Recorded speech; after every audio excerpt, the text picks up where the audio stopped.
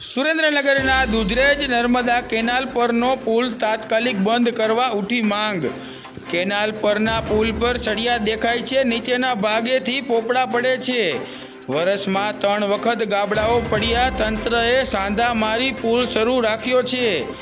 કોઈ મોટી દુર્ઘટના સર્જાય તે પહેલાં પુલ બંધ કરવા ઉગ્ર માંગ। સુરેન્દ્રનગર અને કચ્છને એકમાત્ર આ પુલ જોડી રહ્યો છે।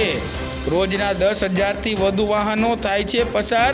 કોઈનો જીવ જાય તે પહેલાં જર્જરિત પુલ બંધ કરવા માંગ ઉઠી છે। નગર મધ્યમાંથી પસાર થતો NH51 છે, જે ધાંગધ્રા સુધી જાય છે અને એનાથી આગળ કુડા સુધી જાય છે।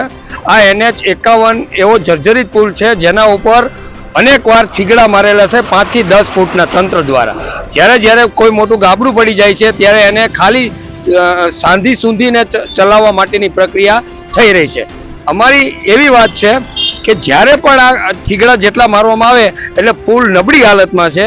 હમણાં જ જે ઘટના બની ગંભીરા પુલ ઉપર જે અકસ્માત થયો અને ઘણા બધા માણસોના કમોત થયા છે અને આવી ગોઝારી ઘટના ગુજરાતમાં કલંકરૂપ બની છે, ત્યારે અમે આમ આદમી પાર્ટીની ટીમ દ્વારા સરકારને એવું કહેવા માંગીએ છીએ કે બીજી ગંભીરા ઘટના સુરેન્દ્રનગરમાં ન બને એટલા માટેના પૂરતા પ્રયત્ન કરવામાં આવે અને આ પુલને તાત્કાલિક ધોરણે બંધ કરી દેવો જોઈએ। ચાલવા લાયક નથી અમારું એવું માનવું છે અને આવનાર સમયની અંદર જો આ પુલની અંદર ગંભીરા જેવી ઘટના બનશે અને જો કોઈ માણસના મૃત્યુ પામશે તો એના જવાબદાર કોણ?